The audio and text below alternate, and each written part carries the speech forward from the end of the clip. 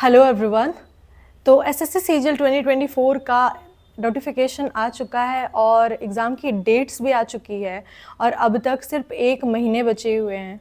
मैंने 2 मंथ्स की स्ट्रैटेजी बनाई थी 2 महीने कुछ दिन पहले, और तभी सब कह रहे थे कि अभी 5 महीने बचे हैं, 6 महीने बचे हैं, और मैंने तभी भी कहा था कि 2 महीने ही बचे हैं, मिनिमम ले करके चलो।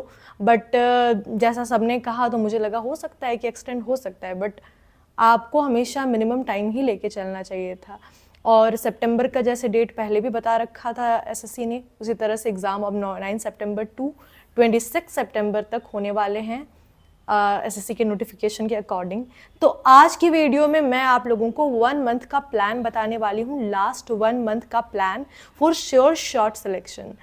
और ये प्रॉपर प्लान मैं हमेशा फॉलो करती थी, चाहे ये मेरा प्री हो, चाहे मेंस हो, चाहे आगे का कोई भी एग्ज़ाम हो, मैं हमेशा ये स्ट्रैटेजी फॉलो करती थी, चाहे सीएचएसएल भी दे रही हूँ मैं या सीजीएल। तो ये एक बहुत ही ज़्यादा इफ़ेक्टिव मेथड है जो कि मैंने भी फॉलो किया एंड आई गॉट सिलेक्शन। तो आपको भी आपकी डिज़ायर्ड पोस्ट ज़रूर मिलेगी अगर आप इस तरीके से फॉलो करेंगे। और ये एक बहुत डिटेल्ड प्लान है, सो लास्ट तक बने रहिएगा, बीच में वीडियो मत छोड़िएगा। सो अब स्टार्ट करते हैं वीडियो को। तो सबसे पहला जो पॉइंट है कि अब तक आपने क्या कर रखा है, पहले तो हम इसी पे बात करेंगे कि आपने अब तक क्या कर रखा है, ठीक है। तो सबसे पहला जो पॉइंट है वो आपने ये किया होगा कि आपने अभी तक सिलेबस कंप्लीट कर चुके होंगे आप, और ये करना बहुत ज़रूरी है। अब तक कर चुके होंगे, और 1 महीने में कोई सिलेबस कंप्लीट नहीं होता है, अगर कोई कह रहा है तो बिल्कुल नहीं होता है। और आप सिलेबस तो अभी तक कंप्लीट कर चुके होंगे, ये मुझे मतलब आप लोगों से विश्वास है। और आपने नोट्स बना लिए होंगे रिवीजन के लिए। नोट्स बहुत डिटेल्ड नहीं, थोड़े बहुत जो होता है ना, आपको जैसे कुछ याद करना है, वो लास्ट टाइम रिवीजन के लिए आपने थोड़ा सा नोट्स, फॉर्मूले वगैरह जो आप भूल रहे हैं वो सब चीज़, या फिर आपने बुक में हाईलाइट कर लिया होगा। जैसे कि आप जीके के लिए आप कुछ कुछ पॉइंट्स हाईलाइट कर सकते हैं, तो आपने ये हाईलाइट कर लिया होगा कुछ पॉइंट्स जो आपको याद रखने हैं जीके के लिए। जैसे मैं किया करती थी, मैं नोट्स नहीं बनाती थी जीके के लिए, मैं पॉइंट्स हाईलाइट कर लिया करती थी जो मैं लास्ट टाइम में रिवाइज करती थी। एंड आपने अभी तक 1 से 2 बार रिवाइज भी कर लिया होगा, इतना मुझे विश्वास है, ठीक है। तो ये पॉइंट हो गया कि आपने अभी तक क्या कर लिया होगा। अब हम आते हैं कि आपको अब क्या क्या करना है, ठीक है। आपको 2 बहुत ही इम्पॉर्टेंट पॉइंट्स जो कि आपको आगे चल के अभी करने हैं 1 महीने में, जिस पे आपको सबसे ज़्यादा फोकस करना है, उन पॉइंट्स के बारे में हम अभी बात करेंगे। तो ये कौन से पॉइंट्स है? सबसे पहला तो रिवीजन, और दूसरा प्रैक्टिस, प्रैक्टिस एंड प्रैक्टिस। जितना ज़्यादा आप प्रैक्टिस कर सकते हैं उतना आपको प्रैक्टिस करना है। And revision, revision is so much important. 1 महीने जो लास्ट के बचते हैं, रिवीजन कितना इम्पॉर्टेंट है, मैं इसके ऊपर जोर आपको जितना दूं उतना कम है। तो ये जो 2 पॉइंट है, अभी आपको बस इसी को करना है। बट क्वेश्चन ये आता है कि आखिर इसको कैसे करें और किस तरीके से करें, ठीक है। तो अभी मैं इस पे ही आपको बहुत डिटेल में बताने वाली हूँ कि आपकी रिवीजन कैसे करनी है और आपको प्रैक्टिस क्या क्या करना है और कैसे करना है, रिवीजन भी क्या क्या करना है और कैसे करना है। तो शुरू करते हैं रिवीजन पार्ट से। आपको क्या क्या कैसे रिवाइज करना है, how to revise and what to revise. सबसे पहले हम आते हैं मतलब कैसे रिवीजन करना है। रिवीजन के लिए आपने अभी तक कोई नोट्स बना रखे होंगे या आपने पॉइंट चीज़ें हाईलाइट की हुई होगी। अब आपको बस वहाँ पे जाना है बुक में या फिर अपने नोट्स में, और आपको बस उसको रिवाइज करना शुरू करना है। और बस यही चीज़ है, हाउ टू रिवाइज का कोई एक तरीका नहीं है। बट हाँ, आपको कितनी बार रिवीजन करना है, कम से कम आपको अभी 1 महीने में 2 से 3 बार रिवाइज करना ही है। बहुत फास्ट पेस पे होगा रिवीजन, क्योंकि मैंने आपको पहले भी बताया कि अभी तक आप 1 से 2 बार रिवाइज कर चुके होंगे, तो अब आपके लिए रिवीजन बहुत इजी हो चुका होगा। तो इसलिए आपको रिवीजन अब आपको शुरू करना है। और जो लोग कहते होंगे कि ये सब चीज़ें मैंने नहीं की है, तो फिर आपको बहुत प्रॉब्लम हो सकती है, क्योंकि ये सब चीज़ मैंने आपको पहले ही बता रखी है। जो मैं अपने पहले वीडियोस बनाई थी, आपको ये सब करना है, ये मैंने आपको पहले भी बता रखा है। और अब आप यहाँ पे रिवीजन में आएंगे तो आपको 2 से 3 बार मिनिमम रिवीजन करना है। अब आपको क्या रिवाइज करना है, क्या रिवाइज करना है, इस पे अगर हम आते हैं तो यहाँ पे सबसे पहला पॉइंट है नोट्स और कॉन्सेप्ट्स। जो भी आपने नोट्स बनाए होंगे, मैथ्स के जो नोट्स बनाए होंगे, आपको उसके मैथ के नोट्स जो होते हैं वहाँ पे आपको जाना है और बस आपको जो फॉर्मूलाज है वो आप जो भी कॉन्सेप्ट लिख रखा है वो कॉन्सेप्ट आपको रिवाइज करना है। सेम वो चीज़ आपको मैथ के लिए रिवाइज करनी है। आपको उसके बाद जो आता है सेकेंड पॉइंट, फॉर्मूला। मैथ के लिए फॉर्मूला बहुत इंपॉर्टेंट होता है और ये रिवीजन लास्ट में बहुत ज़रूरी होता है, क्योंकि हम याद तो कर लेते हैं, लास्ट में एग्ज़ाम में जाके हम भूल जाते हैं कि आखिर कौन सा फॉर्मूला था। वो कोई तो फॉर्मूला होगा जो कि मतलब कोई होता है जैसे a-1, तो वहाँ पे भूलने लगते हैं हम, वहाँ पे फॉर्मूला बहुत इंपॉर्टेंट होता है। तो अगर आपने नोट्स वगैरह बना रखे हैं तो बहुत अच्छा है, लेकिन अगर आपको कंसोलिडेटेड वे में एक जगह चाहिए फॉर्मूला, तो मैं आपको एक बुक बता रही हूँ। ये पिनेक्कल की बुक है। पिनेक्कल को तो सभी जानते हैं आज के टाइम पे। पिनेक्कल की एक मैथ की फॉर्मूला बुक है जो कि आपको इंग्लिश मीडियम में भी मिल जाएगी और आपको हिंदी मीडियम में भी मिल जाएगी। तो ये 2 बुक है आपकी ये एक बुक है जो कि आपको मैं फॉर्मूला के लिए बहुत ज़्यादा रिकमेंड करूँगी। एंड इसमें आपको जैसे दिख रहा होगा ज्योमेट्री का सारा फॉर्मूला दिया हुआ है जो कि कितना इंपॉर्टेंट होता है। ज्योमेट्री है, mensuration 3D 2D, number system में कितने फॉर्मूलाज रहते हैं, इसमें सब कुछ है।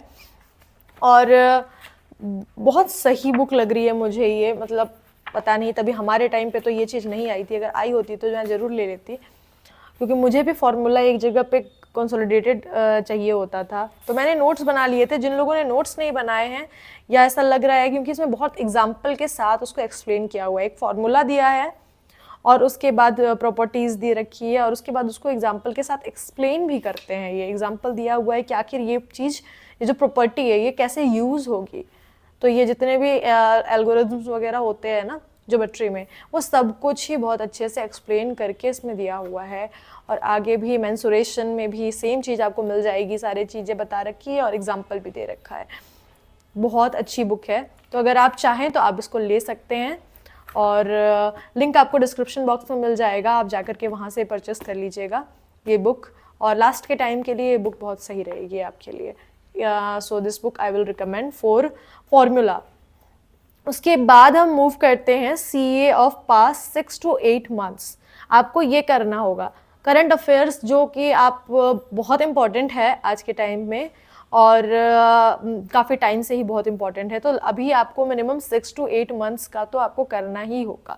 गौरव गर्ग सर हैं स्टडी IQ पे, इनकी 300 बेस्ट 300 की PDFs आती है, उसको जाइए और जा कर के 6 से 8 महीने की बार बार रिवीजन कर लीजिए।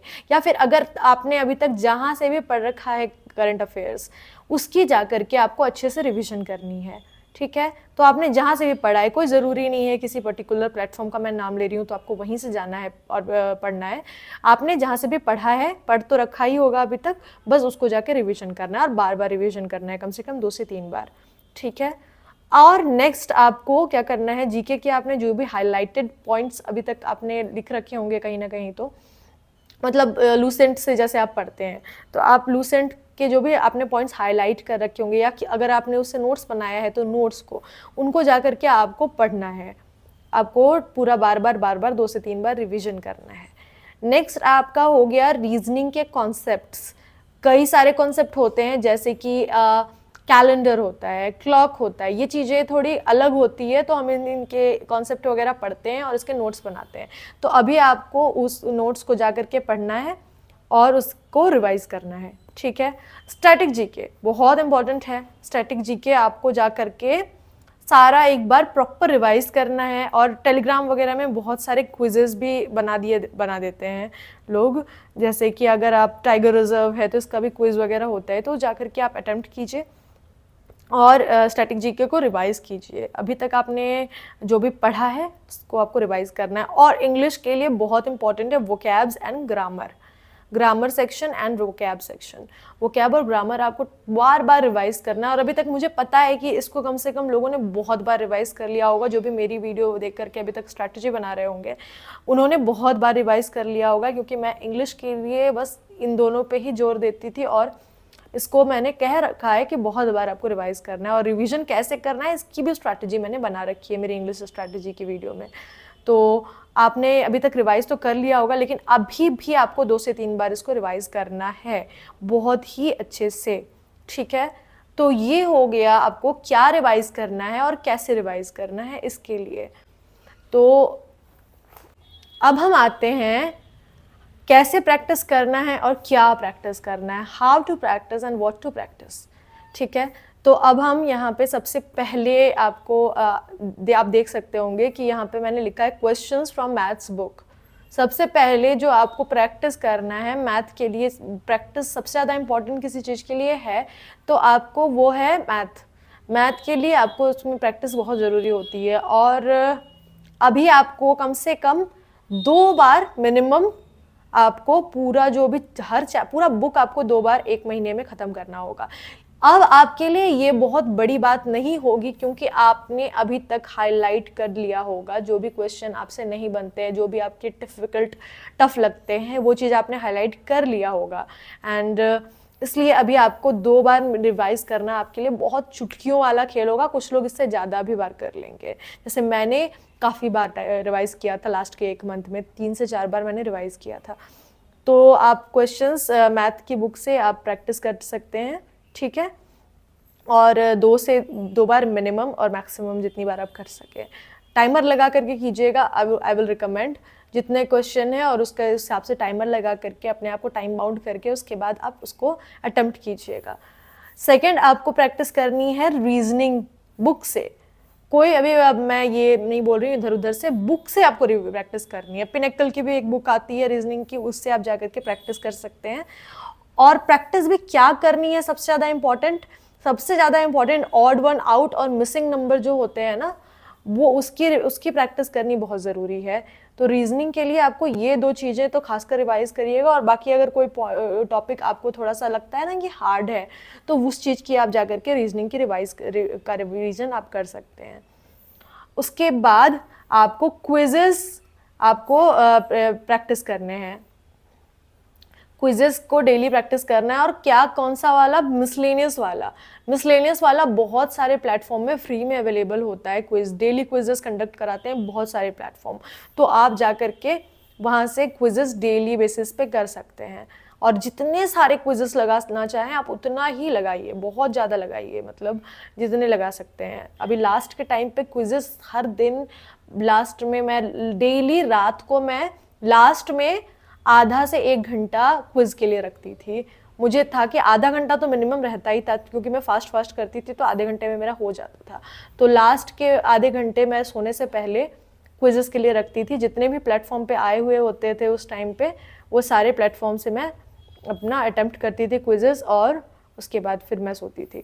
तो क्विजेस आपको डेली करना है अभी।